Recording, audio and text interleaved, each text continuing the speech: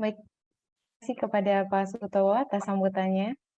Kami berharap Bapak masih tetap bersama-sama dengan kami hingga seminar hari ini selesai. Hadirin yang kami hormati, marilah kita memulai seminar pada hari ini dengan topik perencanaan dan pengelolaan sarana, prasarana, dan alat, ISU, OKA, dan CAT-Lab. Untuk membahas lebih lanjut tentang hal tersebut, marilah kita segera memasuki sesi presentasi dari para narasumber yang sudah hadir pada pagi hari ini. Baik, langsung saja kita memasuki sesi presentasi yang pertama dengan judul Regulasi dan Kebijakan di ISU, OKA, dan CAT-Lab yang akan dibawakan oleh Ibu Romadona ST Mars selaku Ketua Tim Sarana dan Prasarana Pasyankes Rujukan, Direktorat Fasilitas Pelayanan Kesehatan Kementerian Kesehatan Republik Indonesia. Sebelum dimulai, izinkan saya untuk membacakan CV beliau terlebih dahulu. Ibu Romadona ST Mars saat ini menjabat sebagai Ketua Tim Sarana dan Prasarana Pasyankes Rujukan, Direktorat Fasilitas Pelayanan Kesehatan Kementerian Kesehatan Republik Indonesia. Beliau merupakan lulusan S1 Arsitektur di Universitas Indonesia, dan beliau juga merupakan lulusan Manajemen Administrasi Rumah Sakit di Universitas Respati Indonesia. Baik, saya akan menyapa Ibu Romadona terlebih dahulu. Selamat pagi, Bu Dona. Apakah Ibu sudah hadir bersama dengan kami?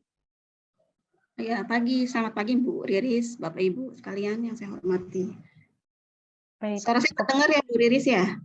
terdengar jelas, Bu.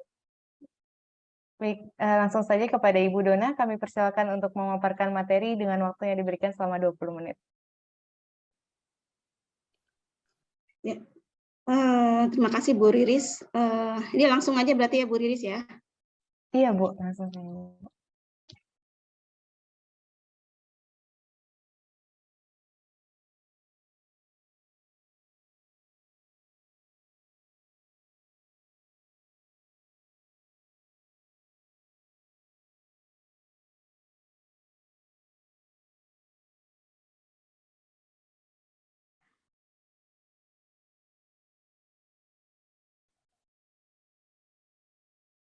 Ya.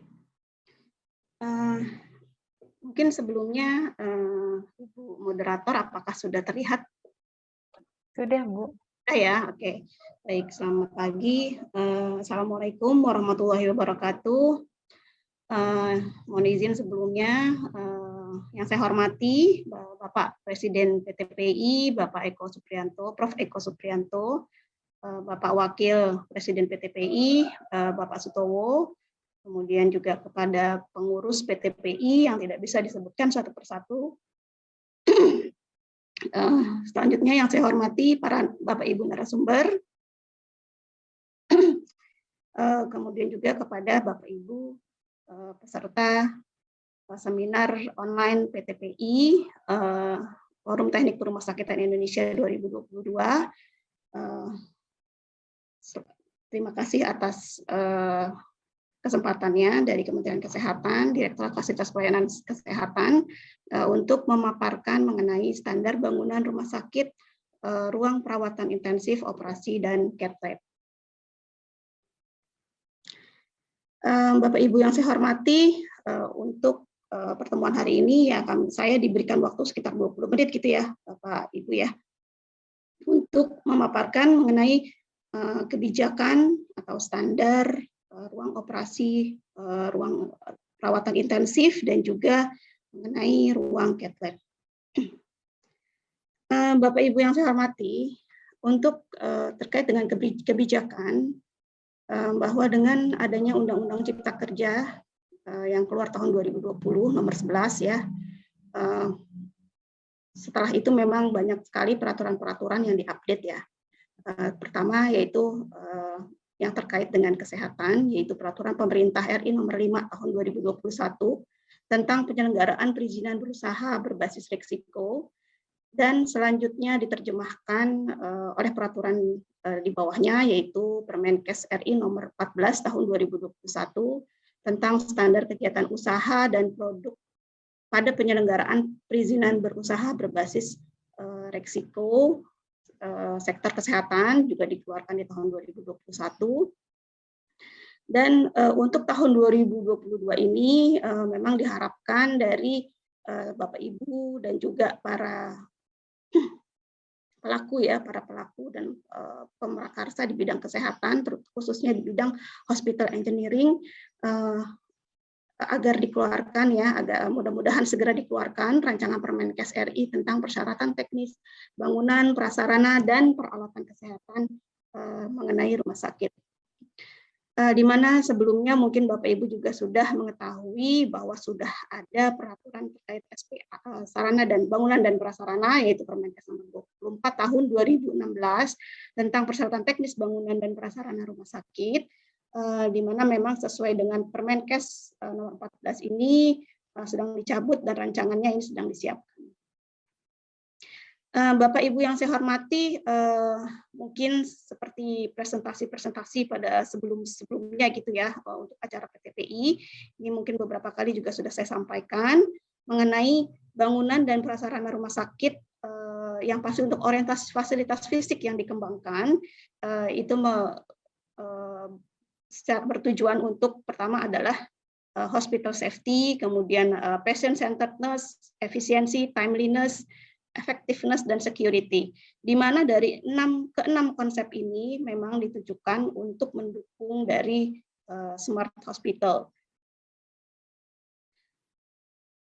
Bapak Ibu yang saya hormati, bahwa untuk prinsip standar bangunan ini juga mungkin Bapak Ibu sudah seringkali melihat slide ini, bahwa sesuai dengan Permenkes nomor 14 dan juga nanti akan diterjemahkan juga di dalam rancangan Kepmenkes tentang bangunan prasarana dan alkes rumah sakit, bahwa untuk bangunan rumah sakit prinsipnya itu mengacu kepada persyaratan mengenai lokasi, rencana blok, tata letak bangunan, kemudian pemanfaatan ruang, lahan dan aksesibilitas, kemudian juga mengenai desain tata ruang dan komponen bangunan serta masa bangunan. Mungkin secara detail di sini saya tidak akan menyampaikan gitu ya, karena memang mengingat dari waktu yang tersedia.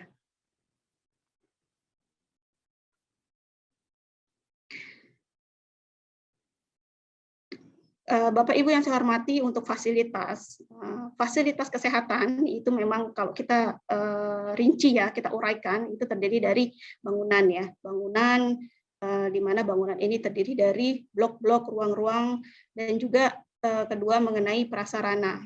Prasarana itu memang dalam yang kita biasa kenal itu dan sesuai dengan ketentuan dalam Undang-Undang Nomor 44 tentang Rumah Sakit ya tahun 2009, bahwa prasarana itu adalah jabaran atau uraian dari utilitas bangunan, di mana di Kementerian PUPR biasanya kita menyebutnya utilitas bangunan. Utilitas bangunan di rumah sakit ini justru yang benar-benar membedakan ya antara bangunan rumah sakit dengan rumah sakit dengan bangunan umum, di mana memang ada tuntutan untuk hospital safety ya atau patient safety dan juga keamanan bagi seluruh pengguna rumah sakit. Di mana bahwa untuk utilitas bangunan ini ada lima konsep yang harus dilaksanakan, yaitu pertama kapasitas harus cukup, kualitasnya harus baik, kemudian juga keandalan penyalurannya harus tinggi, dan juga untuk kesinambungan fungsi harus terjamin, serta keandalan dan keselamatan pengguna juga harus terjamin. Untuk mencapai 5 konsep ini, memang diperlukan suatu proses perencanaan yang terintegrasi dan juga secara holistik untuk seluruh disiplin ilmu. Jadi untuk mewujudkan bangunan rumah sakit yang aman, yang safe, itu tidak cukup hanya di arsitektural saja gitu ya, kita cukup membahas layout, desain dan lain sebagainya. Namun memang ini sejalan dengan konsep keandalan bangunan, di mana keandalan bangunan itu kan terdiri dari 4 aspek, yaitu keselamatan, kesehatan, kenyamanan, dan kemudahan ya.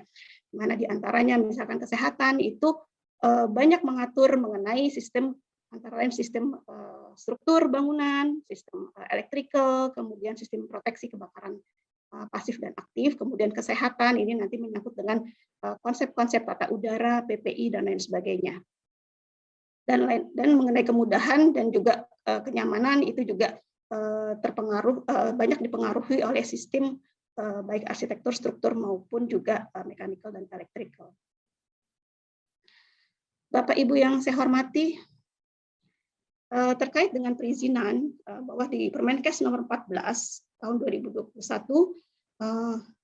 kita bisa lihat di slide bahwa memang sudah diamanatkan ya, bahwa bangunan dan prasarana rumah sakit harus memenuhi aspek keandalan teknis bangunan yang mungkin tadi saya sudah sampaikan, dan juga harus memenuhi persyaratan teknis bangunan rumah sakit. Begitu pula dengan peralatan, di mana bahwa peralatan medis dan non-medis yang memenuhi standar layanan, persyaratan mutu, keamanan, keselamatan, dan juga layak pakai. Jadi dalam hal ini ya, dalam momen ini memang kita fokus ke SPA gitu ya. Kita biasanya mengenal SPA, nah di sini memang kami uraikan ke bangunan dan bangunan, prasarana, dan peralatan kesehatan. Adapun Bapak Ibu yang saya hormati, bahwa untuk tujuan pengaturan dari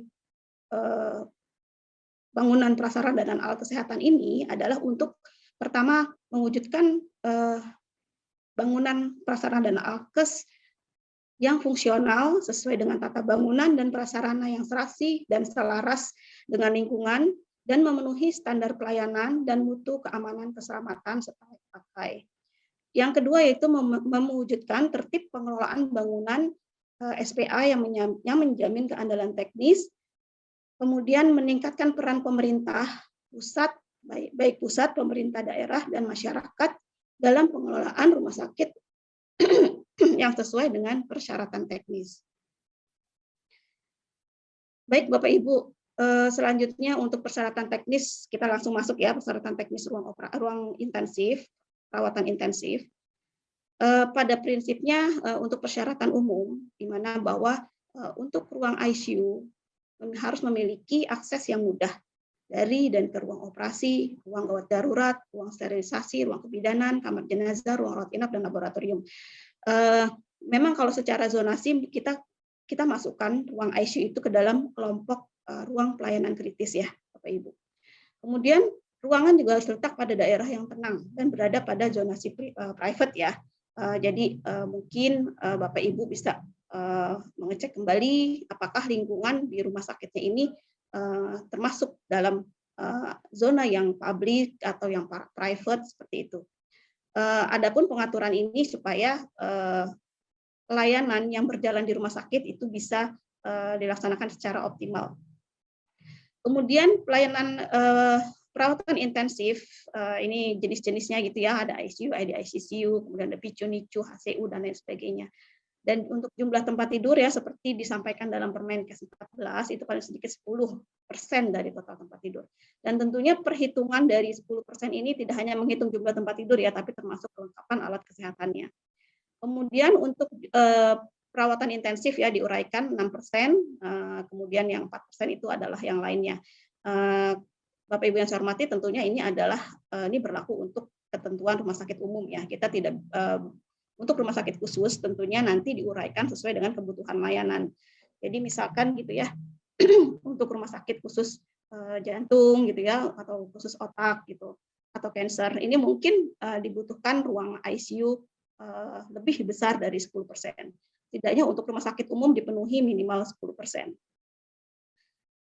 Mengenai persyaratan bangunan untuk ruang ICU, ya pertama itu ukuran ruang ya, ukuran ruang di mana ini juga nanti dicantumkan ya di dalam rancangan Permenkes, bahwa yang pasti luasnya itu sesuai dengan kapasitas dari rumah sakit yang dimiliki. Kemudian untuk jarak tempat tidur ya kurang lebih 3 meter. Kemudian untuk yang 3 meter ini tentunya dengan setidaknya untuk ruang yang dipisahkan dengan tirai gitu ya, untuk tempat tidur yang dipisahkan dengan tirai. Nah, sementara untuk bangunan yang kubikel atau dibatasi oleh dinding dan dinding gitu ya, biasanya untuk yang isolasi dan juga untuk yang eksekutif gitu ya, ini kurang lebih sekitar 4 meter ya, salah satu sisinya. Kemudian untuk komponen bangunan, pintu, dinding, kemudian lantai, plafon, jendela, pintu itu memang sudah mungkin Bapak Ibu sudah paham ya ketentuannya non porosif.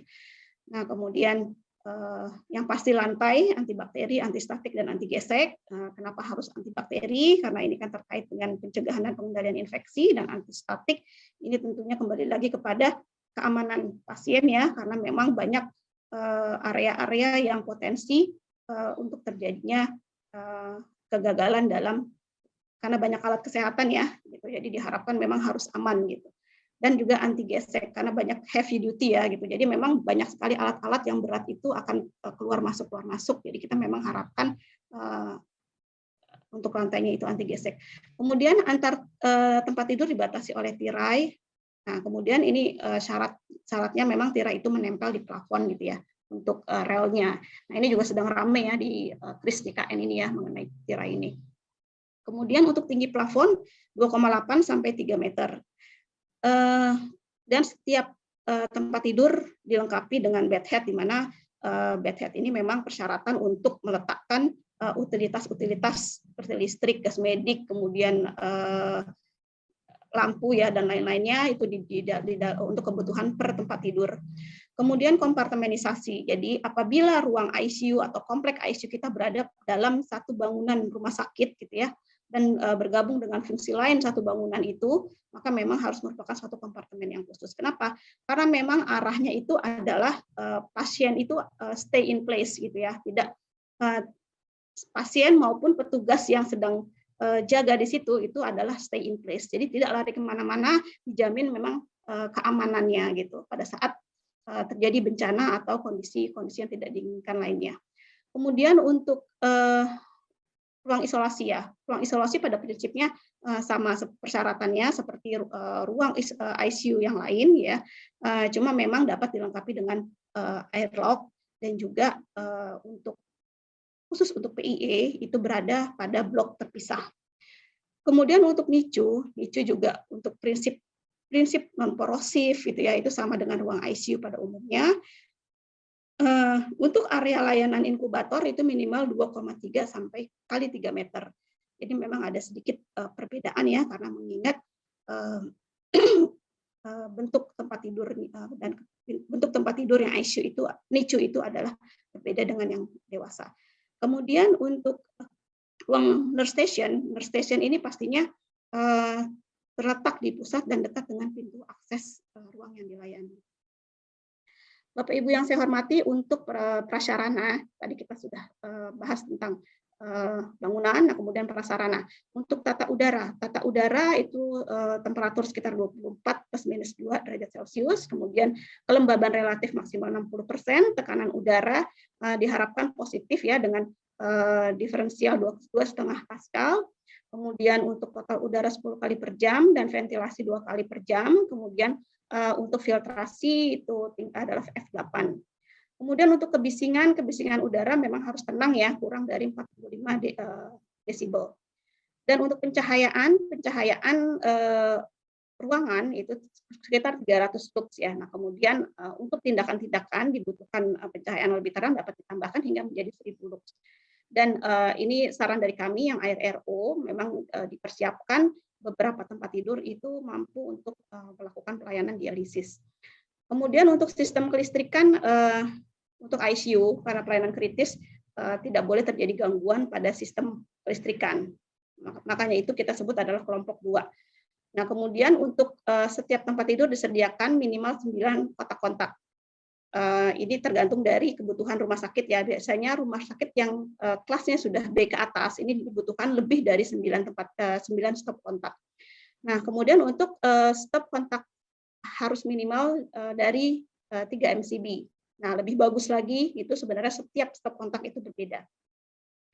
Untuk pengamanan arus bocor dilengkapi trafo isolasi dan juga termasuk sarana monitoring untuk arus bocor tersebut.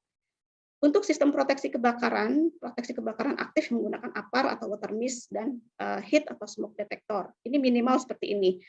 Beberapa juga memang sudah melakukan dengan fire suppression gitu ya. Itu lebih baik lagi.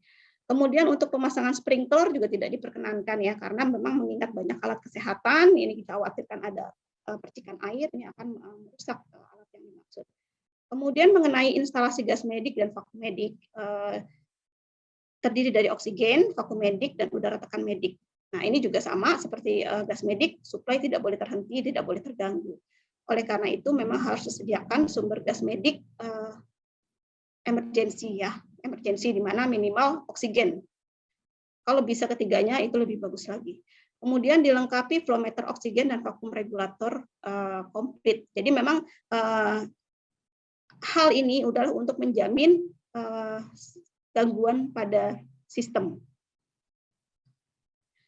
Bapak Ibu yang saya hormati, ini mungkin nanti Bapak Ibu bisa lihat di dalam slide mengenai tabel sistem tata udara. Nah, ini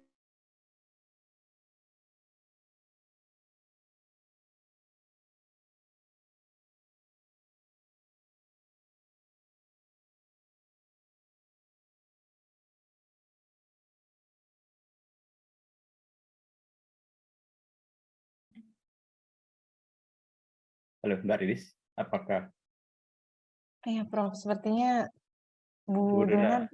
iya jaringannya terputus, Prof. Oke, ya sambil kita Oke. tunggu. Mungkin panitia Ya. juga sambil menghubungi. Mungkin Pak Ya. Towo bisa memberikan selipan. Silakan Pak Towo.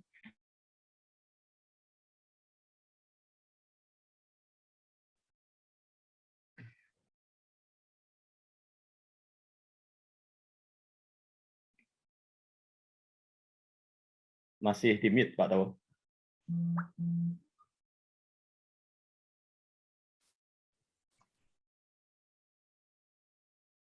Ya, bagaimana Prof?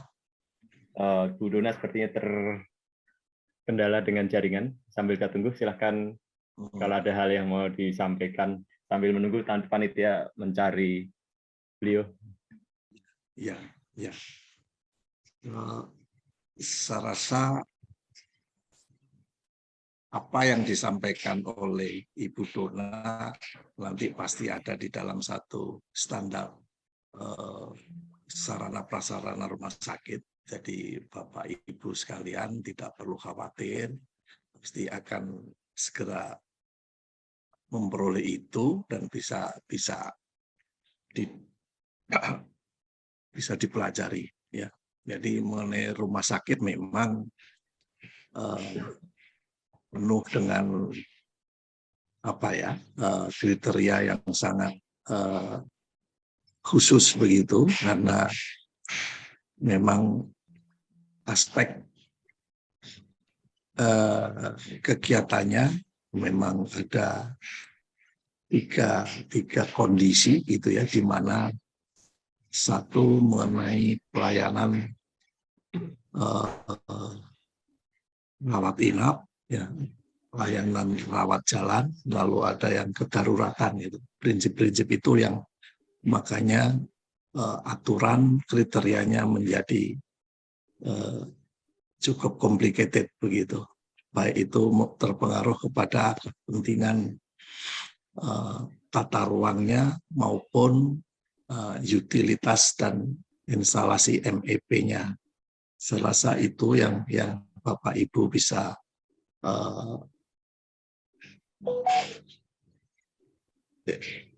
pahami, sehingga kenapa PTPI selalu menyampaikan dan membawa narasumber dari regulator, dari berbagai akademisi, ya, lalu dari PTPI sendiri. Itu tidak lain dan tidak bukan hanya ingin selalu updating atau menyampaikan kepada Bapak Ibu sekalian agar tentang perumahasakitan PTPI harus menjadi yang terdepan begitu ya, karena asosiasi yang asosiasi profesional memang harus selalu menyampaikan hal-hal tersebut, baik itu tentang regulasi atau regulasi teknis ya tentunya ya, maupun regulasi yang non teknis, lalu standar yang terkait dengan perumahasakitan. Itu mungkin yang bisa saya sampaikan sementara kepada Bapak Ibu yang terhormat. Terima kasih Pak Towo. Jadi memang ya bahwa Kementerian Kesehatan terus-menerus memperbaiki regulasi ya untuk, kalau tadi sudah cukup clear ya bahwa arahnya adalah bahwa rumah sakit Indonesia itu harus smart begitu ke depannya. Arahnya adalah ke sana. Nah, dari yang apa disampaikan Bu Dona memang oke mengarah ke sana. Jadi hari ini nanti kita juga akan melihat ataupun mendengarkan pengalaman dari rumah sakit jantung ya dan pembuluh darah harapan kita. Nanti ada Pak Dr. Hananto dengan Ibu Dr. Lia yang akan memberikan pengalaman. Tapi tentunya nanti bagi yang ingin terus mengikuti, sore nanti juga akan ada dari BPFK yang akan memberikan ya pencerahan terkait dengan pengujiannya. Jadi tadi Bu Dona memberikan beberapa parameter uji yang memang sudah ditulis di dalam peraturan Menteri, tetapi nanti sore dari BPFK akan bagaimana mengujinya. Artinya memang pemerintah serius dalam hal ini, selain juga membeli regulasinya, tetapi juga membuat pengujiannya begitu. Jadi ini memang saling menyambung. Jadi mari nanti kalau memungkinkan semua peserta bisa mengikuti acara ini sampai hari ini berakhir ataupun sore ini. Mungkin demikian Pak Tawo sambil ini. Ya, sudah ada Bu Donanya. Sudah ada ya. Bu Dona, Prof. Ya, silakan Dona dilanjutkan lagi. Ya. Mohon maaf Prof. Eko, Pak Sutowo. Ini saya tumben-tumbennya ini down ini ya. Saya izin share screen lagi ya Pak ya. Silakan. Bu Dona mohon izin karena waktunya sudah hampir habis. Apakah bisa langsung bagian conclusion, Bu? Oke, boleh. Ya. Untuk selanjutnya kita lanjut ke sesi Q&A, Bu. Baik, terima kasih, Bu. Ya, conclusion dulu dari Bu Dona ya, Mbak Riris.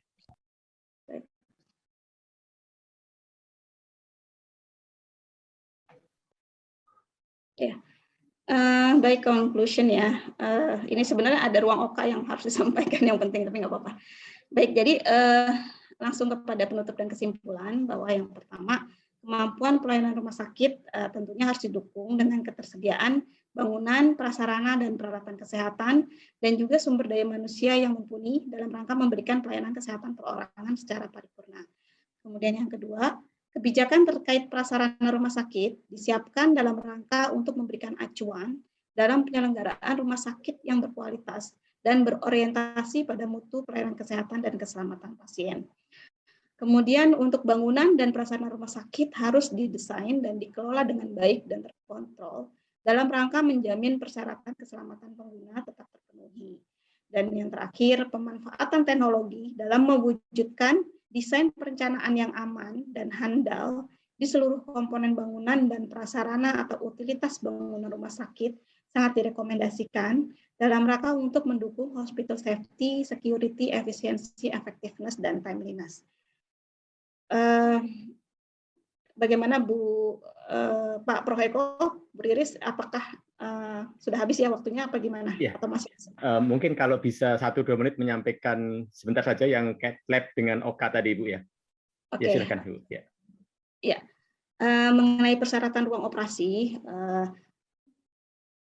pada prinsipnya ruang operasi itu kan harus tersaring dan terkontrol ya, makanya kita harus benar-benar mengatur mulai dari zonasi, penataan ruang, kemudian mengatur hierarki atau zonasi tersebut ya berdasarkan sistem sterilitas tata udaranya gitu ya, di mana tata udara itu terdiri dari 6 parameter yang harus dipenuhi. Ini sudah saya sampaikan di dalam slide ya, nanti mungkin Bapak Ibu bisa melihat gitu ya, bisa membaca secara langsung. Dan juga untuk semua sistem yang ada di ruang OKA itu harus handal, full backup gitu ya, full backup. Jadi apabila terjadi trouble itu kita sudah siap dengan backup tersebut gitu ya. Baik itu sistem kelistrikan, kemudian gas medis dan juga sistem tata udara. Memang ada sedikit perbedaan antara yang Permenkes 24 dengan nanti rancangan yang baru, di mana memang yang baru ini kita antisipatif terhadap sistem yang lebih hemat energi gitu ya, di mana memang kita ada suatu kondisi di mana kondisi occupied atau pada saat digunakan sistem tata udaranya seperti apa, nah pada saat tidak digunakan seperti apa gitu ya, karena memang persyaratan ruang operasi ini kan tidak boleh mati gitu ya untuk sistem tata udaranya. Kemudian untuk sistem kelistrikan juga sama ya, itu kelompok 2 di mana tidak boleh terganggu sama sekali gitu ya, oleh karena itu harus di backup oleh genset dan juga oleh UPS pastinya. Nah, kemudian untuk terkait cath lab ini memang ada dua jenis yang kita sampaikan di dalam rancangan Permenkes ini. Memang yang pertama adalah cath lab untuk sebagai untuk layanan tindakan bagian dari radiologi ya, intervensi jantung. Kemudian yang kedua adalah cath lab untuk yang terintegrasi dengan ruang operasi atau apa kita sebut sebagai hybrid ya, ruang operasi hybrid. Biasanya untuk kegiatan pembedahan jantung, pembedahan terbuka gitu ya. Untuk dua jenis cath lab ini tentunya persyaratannya untuk sterilitas ruangan ya, karena yang untuk terintegrasi dengan ruang operasi ini persyaratannya memang harus mengacu atau sesuai dengan ruang operasi khusus. Nah, sementara untuk tindakan intervensi jantung ya itu dapat untuk persyaratan teknisnya itu sertifikat sterilitas itu adalah dari sisi tata udaranya cukup sampai dengan medium filter minimal gitu ya, minimal medium filter. Jadi seperti itu mungkin Prof. Eko, Pak Towo, Bu Riris dan Bapak Ibu sekalian. Jadi mohon maaf sebelumnya ada trouble atau gangguan internet saya dan mungkin jadi terbatas gitu ya apa yang disampaikan, dan mungkin informasi selanjutnya mungkin nanti Bapak Ibu bisa misalkan ada yang kurang jelas gitu ya, bisa ditanyakan dalam sesi Q&A. Terima kasih, silakan Ibu Moderator. Assalamualaikum warahmatullahi wabarakatuh. Baik, terima kasih Bu Dona atas pemaparan materi mengenai regulasi dan kebijakan di ESHOK dan cath lab yang dapat membuka wawasan kami mengenai kebijakan dan perizinan dari pemerintahan Indonesia. Baik, selanjutnya kita akan memasuki sesi tanya jawab yang pertama. Bagi peserta yang ingin bertanya, silakan untuk mengajukan pertanyaan pada kolom chat sesuai dengan format bertanya yang sudah ditentukan oleh panitia. Sehubungan dengan waktu yang tersedia untuk sesi Q&A pertama ini adalah selama 5 menit, maka pertanyaan yang dapat diajukan untuk Ibu Dona akan kami batasi sejumlah 2 pertanyaan. Baik, kami akan mengundang Dr. Beni Purwanto Mars selaku Wakil Presiden PTPI Bidang Kerjasama Fasyankes untuk memandu jalannya sesi tanya jawab pertama pada pagi hari ini. Kepada Dr. Beni, apakah sudah bersama dengan kami? Selamat pagi, apakah suara saya bisa didengar? Baik, terdengar jelas, Dok. Langsung saja kepada Dr. Beni, kami persilakan untuk memandu jalannya sesi tanya jawab ini, Dok. Terima kasih, Mbak MC ya. Ya, selamat pagi Ibu Romadona. Saya sebagai moderator pagi hari ini, terima kasih atas paparannya, meskipun tidak sempurna karena waktu yang terbatas dan ada gangguan teknis, barangkali bisa di-share nanti kepada para peserta seluruhnya rangkaian yang sudah dipresentasikan. Jabatan Ibu Romadona ST Mars ini adalah sebagai Ketua Tim Sarana Prasarana Fasyankes rujukan Direktorat Fasyankes Kementerian Kesehatan, sehingga apa yang harus kita lakukan, apa yang harus kita rencanakan untuk membuat satu bangunan khusus di rumah sakit harus mengacu pada referensi baik itu Permenkes, standar atau pedoman yang dibuat oleh Kementerian Kesehatan, dan Bu Romadona ini sebagai ketua timnya ya sangat baik. Nanti semua akan di-sharekan. Tadi ada pertanyaan dari Bapak Muhammad Abidillah, bagaimana ini dari mana sumbernya. Nah, itu sudah dijelaskan bahwa ini adalah dari Kemenkes.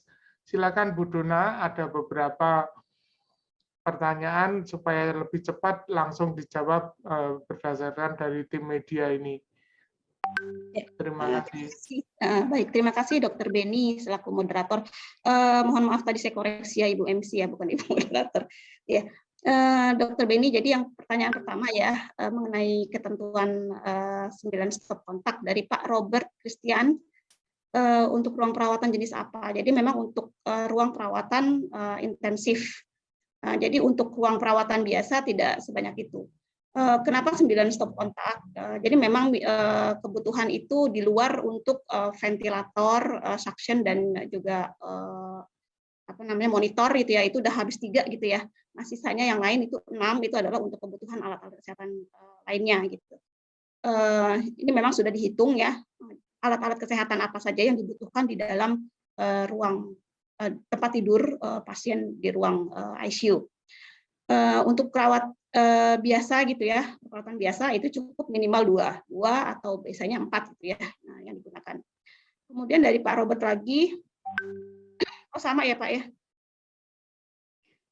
Kemudian dari Bu Diana Rahmawati, apakah ada referensi yang bisa dipakai sebagai acuan untuk standar ruang ICU? Ya, baik. Mengenai acuan standar, memang kita masih menunggu Bu Rahmawati, Bu Diana Rahmawati, karena memang draftnya ini masih dalam proses pembahasan di level staf khususnya Pak Menteri. Jadi doakan saja mudah-mudahan segera gitu ya. Udah ditunggu memang sejak lama gitu ya. Selanjutnya itu aja Pak Beni ya, Dr. Beni. Mungkin kalau ada satu pertanyaan lagi tambahan, silakan Bu dari tim media. Ada?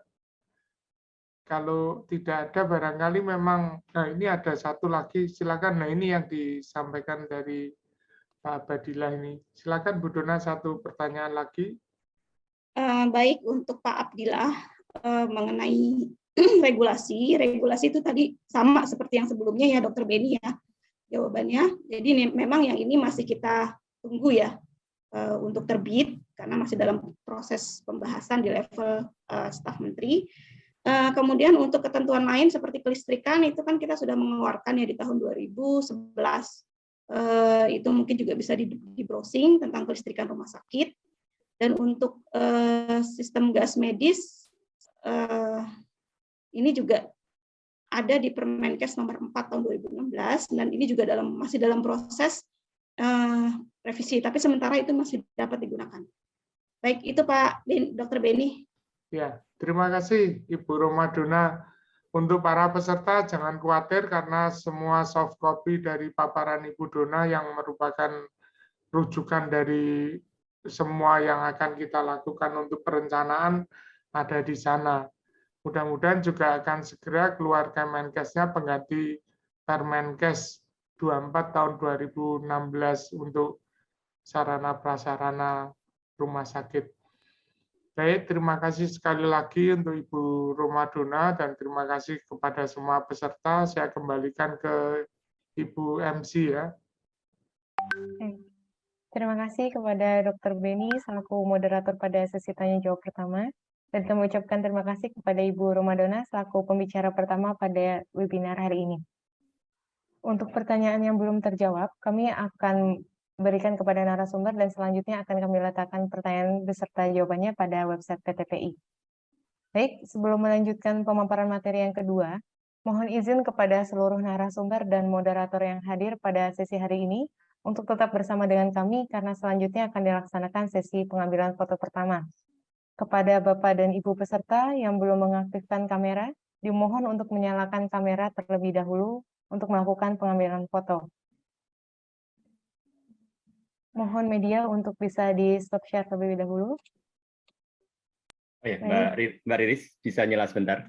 Mungkin untuk Ibu Dona, kalau Ibu Dona masih punya waktu, karena di sini ada beberapa pertanyaan yang disampaikan melalui chat, mungkin bisa juga disampaikan di sana kalau ada waktu ya, silahkan. Terus nanti kami akan copy juga untuk di-upload di website supaya nanti tidak menjadi PR yang terlupakan. Mungkin begitu Ibu Dona ya? Ya, baik Prof. Siap Prof. Ya, terima kasih Ibu. Ya, silahkan Mbak Riris, sorry. Terima kasih Prof. Baik, kepada Bapak dan Ibu semuanya, mohon berikan senyuman terbaik dari Bapak dan Ibu sekalian. Oke, karena di sini terdapat 3 halaman, maka akan saya ambil gambarnya sebanyak 1 kali di setiap halamannya. Baik, untuk halaman yang pertama, kita mulai. 1, 2, 3. Baik. Selanjutnya untuk halaman yang kedua. 1, 2, 3.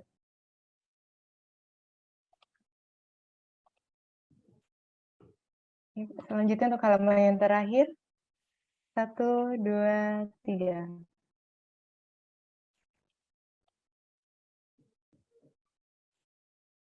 Baik, terima kasih kepada Bapak dan Ibu semua, terima kasih kepada media, terima kasih kepada seluruh narasumber dan moderator yang sudah mengisi pada sesi pagi hari ini.